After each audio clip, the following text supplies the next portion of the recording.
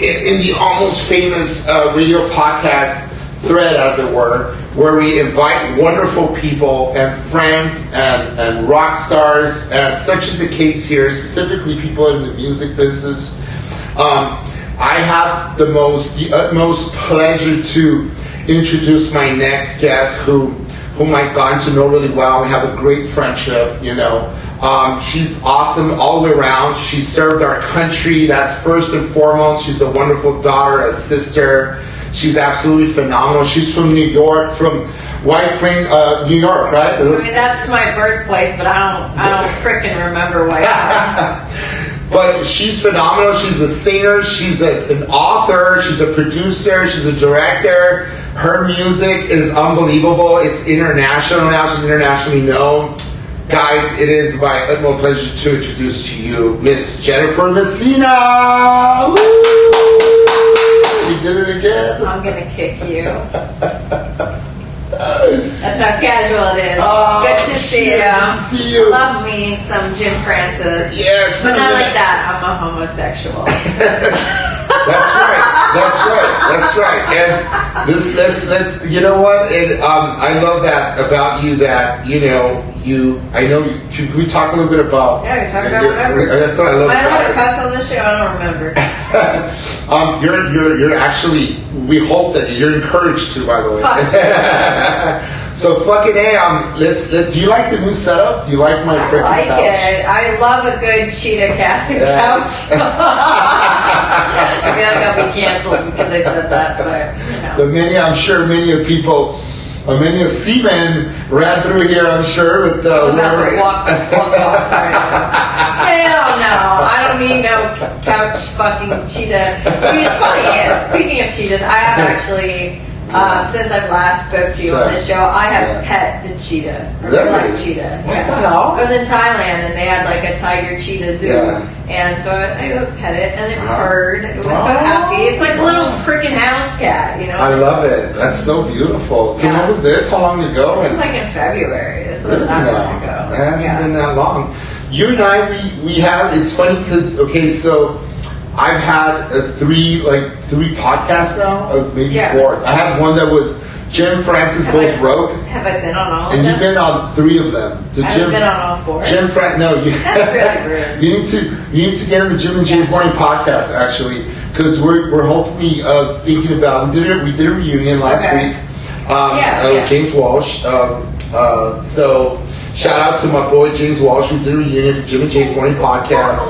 And it was phenomenal. It was great. Walsh. And he, you know what? He talked about an ex that he had, and it was crazy. It went bananas because a lot of people had comments to talk again, like under the video and whatnot of how this person was famous, and so they're talking like, okay, like you should just move on with your life and leave your ex alone, stop talking about her, stop trying to write her coattails, which he wasn't. He was just trying to clear his name up, like, you know what? It's nothing wrong with that. All my songs are about exes, so I get it. Sorry to them. Right? And don't be a bitch, though. Right, exactly. Right. Put it out there, absolutely. Yeah. And then you're also like, aren't you like the spokesperson too for the biatch alcohol or tequila? I'm an investor. Yeah. I love it. It is a great tequila. Yeah. I'm very picky with alcohol now. Okay. So like biatch tequila, I don't get a hangover the next day. This is good. I can put down some shots. Yes. I love to military, drink. Man. Military people can drink. We couldn't do anything else but drink. The only thing that runs through her veins, right? These days, right? And it's a women-owned, women-operated. It's even curated for the women's palate. The saying is, it tastes great with cupcakes. Of course it does. Everything does with cupcakes, I love it. Right? I love it. I love that you're part of it. A beautiful, shiny bottle, and I do have to thank the military for helping me raise money. That's fantastic. To be able to invest in cheap. Give it up to the military people, man. I mean, they didn't donate. Yeah. The Army didn't donate to me, but the money I made in the Army in my 13 years. So that's fantastic. There is love 13 after years. service, everybody. And you just came back. You had a tour, right? Not that I remember the last time we talked. we went to your house. That's the last time we had dinner at your house. Yeah, at your place. which is, sorry, I owe you from like 2020. Like a long ass time ago. 2021, whatever. I gotta tell you that your music is great because, I mean, the music that's heartfelt or it comes from, tugs at your heart chords. Yeah. Specifically like when it comes from reality, from something real that you have to live through, it hits harder. And a lot of your music is stuff that you've actually lived through, like you said, a lot of exes, and that's has to be real. And it's real. It's real. It has to be real. Music and raw, and it's so raw. Music's cathartic. Yeah, people really listen is. to music to feel something, whether it's feel good, happy, sad, whatever, get through their shit. Yeah. So why am I going to put out some fake shit? Like I'm going to put out how I really feel. Now I do collaboration, so not all of my music is like my deep story, but I am a messenger, so I have to. You're a purveyor of some sort, and then usually you're bringing.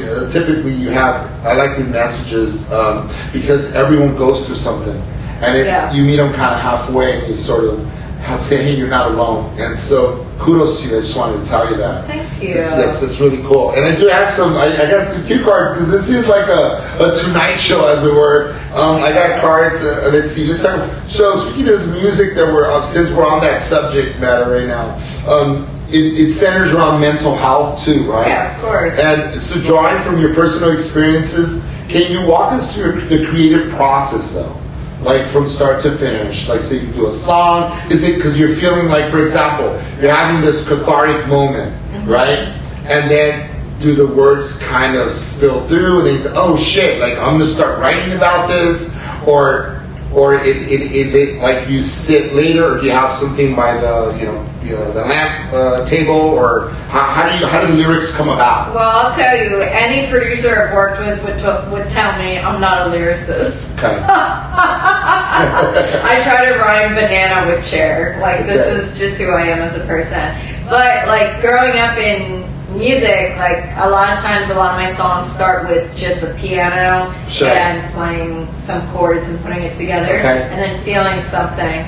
Though I will say something new I noticed in my songwriting is I'll write a song before the situation happens. It's almost like telekinesis. Right. So like what will happen is like that I'll be doing this song and then all of a sudden I'll go through this breakup and I'm like, this song is literally this breakup. Like I was just telling it to the future. You're projecting it. I'm projecting it. I mean, I'm not like not abusively like, okay, I wrote this song so now I'm gonna fucking end the relationship that way. But yes. I will say my country album, City Rose, that was written way after the fact. It's phenomenal. So. You guys, so occasionally when I do posts, I like to pick out songs from different people. I met my cousin on the show, Ricky Rebels. Oh, my Ricky cousin. Rebels. I watched that. So Ricky, some of his music, but that country road, that song, the album is City Rose is such a badass fucking album. It's so good. Sometimes I grab a song from there and just put it. Which is your favorite song from that album? Ooh. So I like the song "Be Me" because that was the first song I wrote in the album, and it's literally like how do I describe it? A love letter to yourself? No, it's breaking down. Oh shit! It's that feeling like. Of like falling to the ground and screaming. Oh my god. That's what it is. And it's like, why couldn't it be me? Right. It's pretty much the song. Right. You got married to probably the chick after me. So, to be honest. Ouch! She's probably going to watch this. Yeah, anyway. So. Let's amplify our voice. I forgot because I didn't bring my mics. Okay. The detachable mics. Yeah. And it's kind of a DIY kind of a situation right now. I don't give a fuck. So we want this is very DIY. Yeah.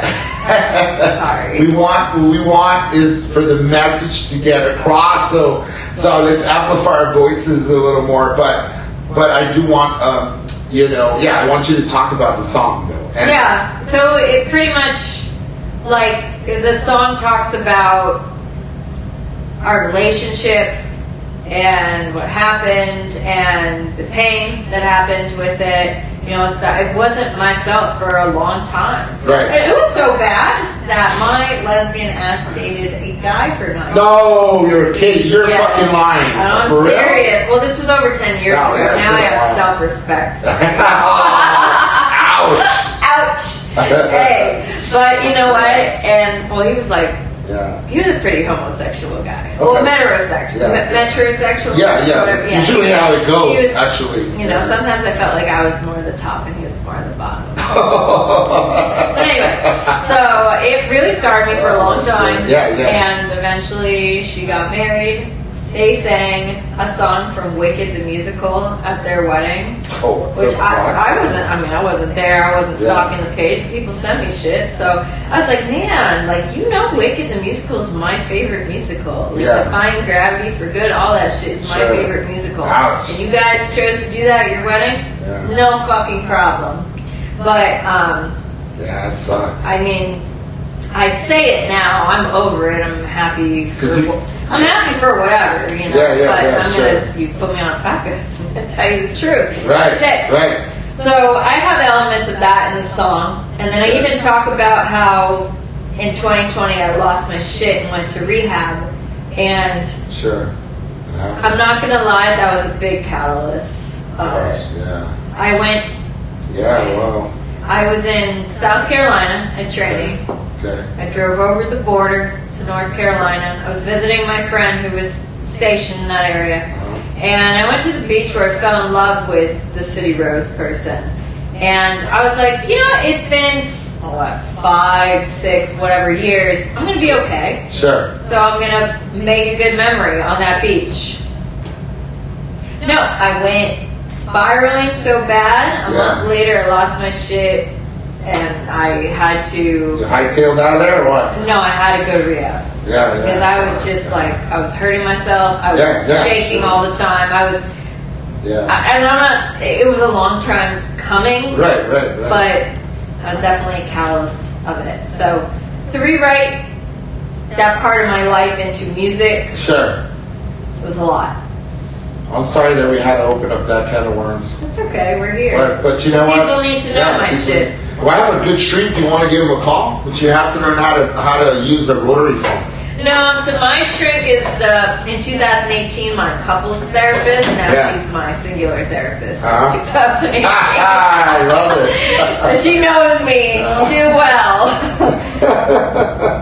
What I said. I wanted to ask you, how did each stage, like military to Berkeley School of Music, right? To LA. What do you mean stage? Yeah, like none of this is an acting performance. It's all real, Jim. Yeah, but I mean, like I'm just talking about I know.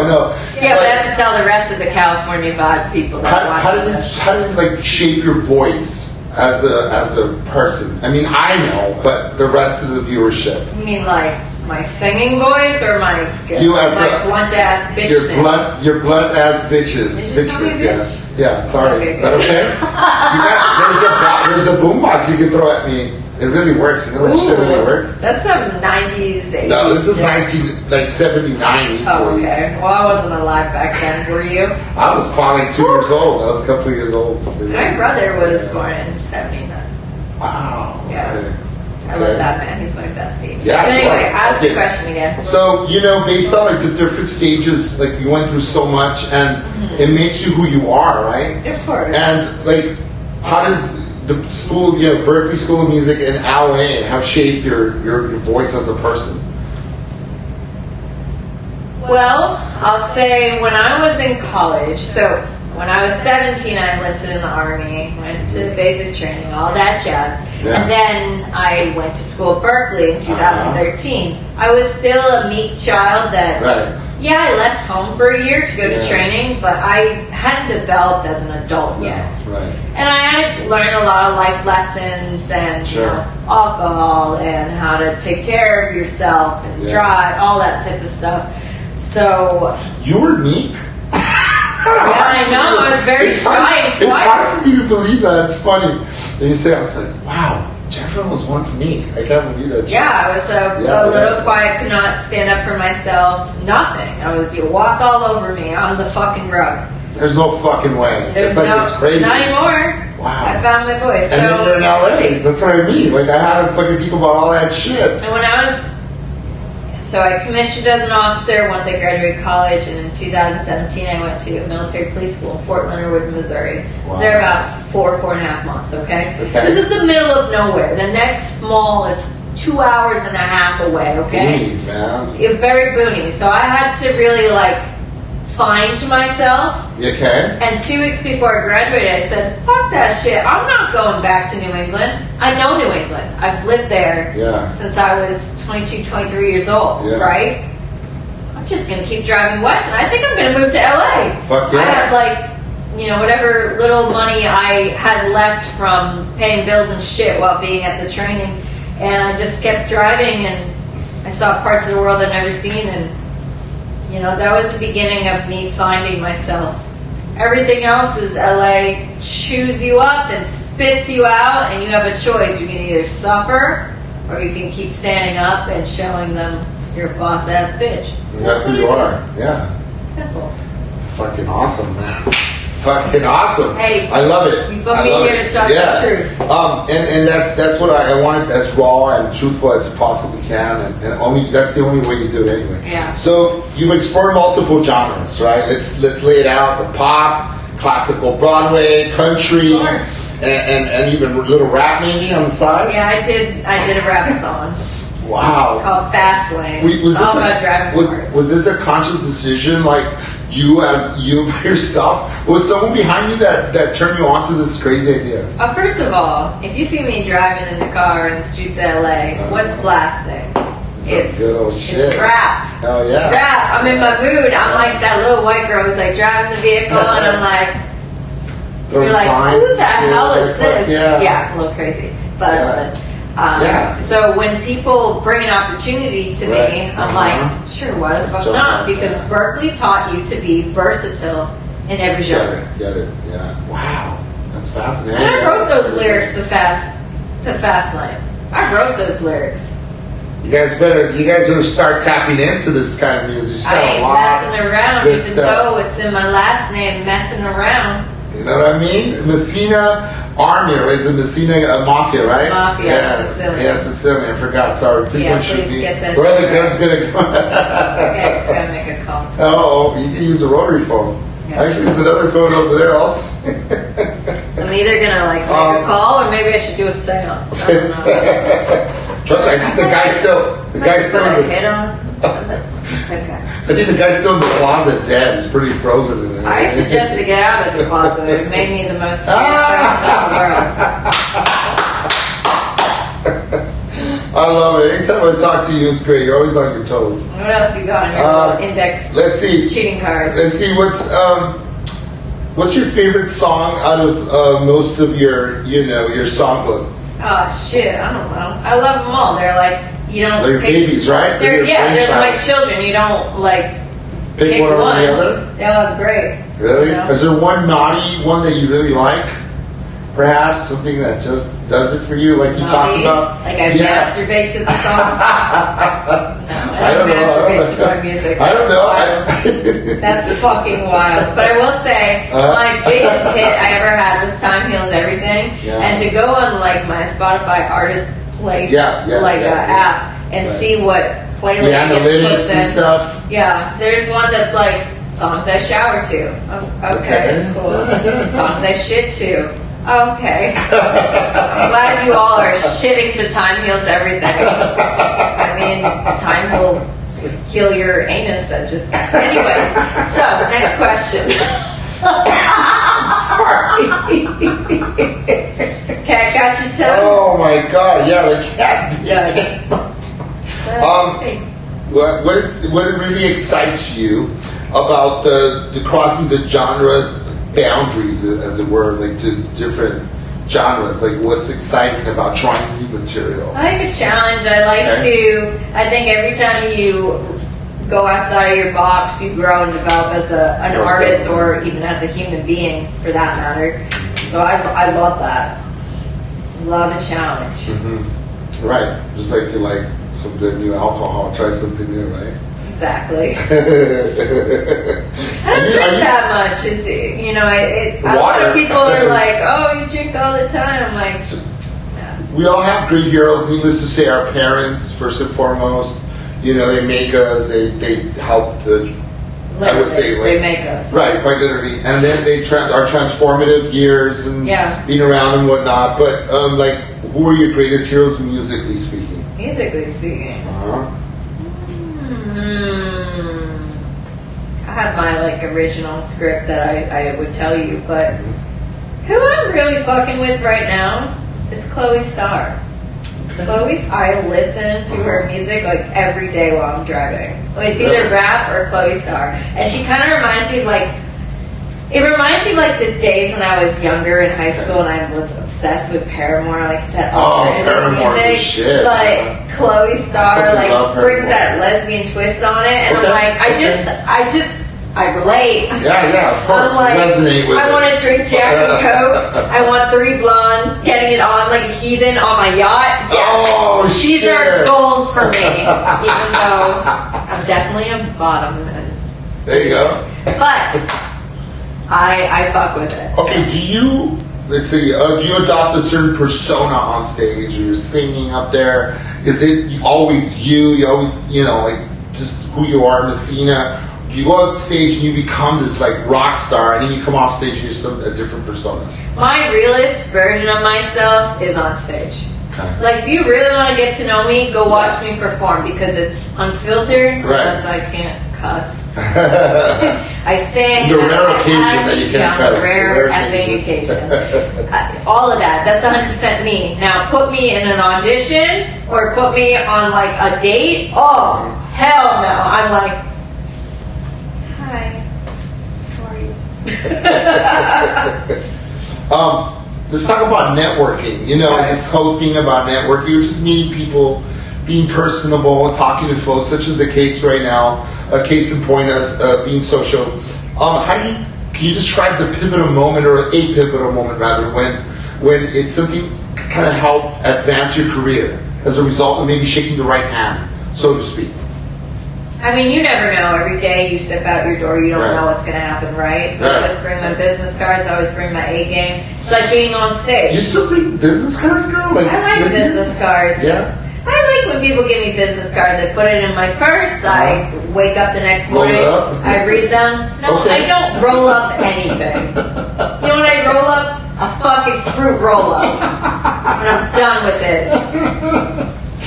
So I like business cards. Okay, business. Do they work for you, do you? Because because I don't remember that night who the hell I'm talking to, because I'm so overstimulated. Okay. So I take them. And TMI, overstimulated. Overstimulated from people, not from anything else. Oh shit! But that's typical networking. It's just you never know what's gonna hit that night.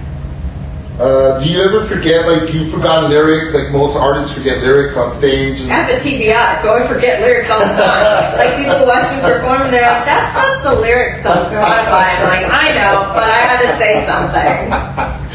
And then it's good, though, because it goes from that to, like ad-lib, and it kind of improvisation kicks in, right? So how do the fans respond? Is it kind of cool? I don't think they give a fuck. I just think they're happy that I'm on stage. They're usually also having a great time drinking something, typically. So it's all good. It's always great when Messina's on stage. Should I get on my phone too in the middle? No. Let me just go check all my. I was checking because my wifey was trying to figure out because what happened is Jen got here like a whole hour late. I'm sorry, okay? I'm not really good. My days of being 10 minutes early are gone because I'm not active duty on. I'm super fucking right. So it's like, I don't give a shit. It's just a podcast out in the valley. I think if I lived in New Hampshire, I would be on time more because there's no fucking traffic there. Right. Here it's, God, I mean, it's unbelievable. It's like unbelievable. Russian roulette. What are you going to do? Is there going to be an accident? Most likely there's always going to be an accident. There's always going to be fucking people on the road just driving like idiots, and you're never going to get through. It's like a gridlock, literally, quite literally. You want to hear some chaos? Yeah, I still show up like 20 minutes before my flight boards. Yeah. At the airport. Right. Like, that's the kind of chaos I like. Because I only fly American Airlines for whatever fucking reason.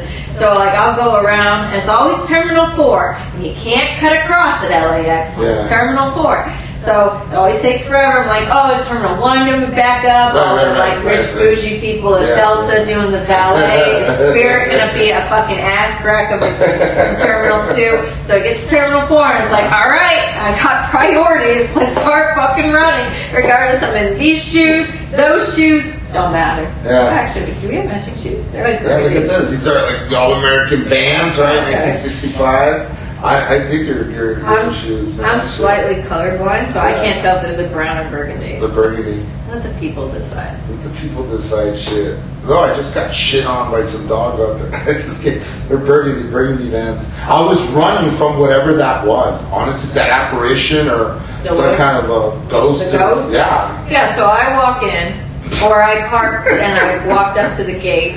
At first, I'm like, this man's running out of this house. Open the door, he's looking behind him, he's like, the fuck? See that? I'm like, what, a bee? Was a bee about to sting you? The fucking wall is creaking all over. And I swear to God, I was like, what the fuck's going on? This place is haunted. So are there candles for the seance, or what are you trying to do? Yeah, I'll try to bring back wherever was staying here back in the day. It's no problem. So, I mean, I'm super, obviously, like, needless to say, super excited you're here, because it's been a very long ass time, I mean, honestly. And you know, for me, it's always great to be around you, because you're just you bring it, you know. You got good energy too. You got the flair. She's got the flair, quite literally, and she brings a good energy, and she's real, genuine, which is very quite, you know. I mean, it's a rarity in this town. I mean, it really is. So thank you for being you, for being just Jen as she comes in and bringing it every time. You're either gonna love me or hate my guts. Yeah. And the list is long on hate my guts. Dang. What do you see yourself doing in the next 5 years? Staying alive. Staying alive. It's a song. Yeah, staying alive. Staying alive. Staying alive. I'm always going to pursue my music. I've been singing and performing on coffee tables since 1994. 94. Yeah. That's 31 years ago. Yeah, that's how old I am. I was probably dancing in the womb. Let's ask my mom. Call her. No, she's probably asleep right now. Jennifer, what are you doing? Are you okay? You having another life emergency? So, my wife told me, like, she was prodding at me earlier, like, make sure you do let her know. Ask her when are we gonna have dinner over your house? Oh, fuck. That roast. Soon. I'm not good at scheduling. I live like 3 days in advance. I think that roast is burning. I think it's burnt right now. Well, I don't cook anymore.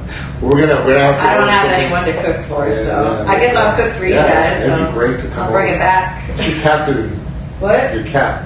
My cat? Yeah. Still at my ex's house. Oh. I have 2 cats. They're still there. But they're living a fucking happy time. They have a house. They love the place. They run around. They go outside. Yeah. They're good. Yeah. I'm not in a rush to go bring them back to LA. Wow. It's not me abandoning them as a cat parent. I'm just being, I guess, responsible. Right. You are quite responsible. Jen, like, what do you hope the people, after watching our awesome second video, this is like the second time I'm filming here.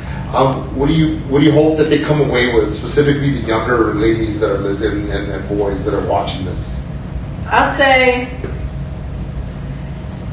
look, I wear my extensions, makeup, whatever. I live a perfect life, but I want you to know that when you're 100% you, real, radical, honest, even with yourself, like, that's it. You're gonna have hard days. I have days where I cry and I can't get out of bed. Wow. I have days where I have to get out of bed and I have to work and I just don't want to. I have days where I'm not even sure if I want to be on this earth anymore. And I think that's just an honest talk that a lot of people need to hear. So I'm always going to advocate for do what makes you happy. Do what feels real to you, even if you have haters. It don't effing matter. And you'll always live your life to the fullest that way. So So if anything, see my struggles. Don't copy my struggles, unless whatever. And be real. Live life. Yeah, to the fullest. And with that, we're gonna say goodbye. Hello and goodbye until we meet again. That's Almost Famous Radio Podcast live, guys, with my wonderful friend Jennifer Messina. Thank you so much. Cannot sing your praises enough. You're awesome. You're awesome. You're a blessing, and you're honestly like a gift to the world. Your music's just so badass. Keep on kicking ass. Keep on being you. Keep It means the world to me.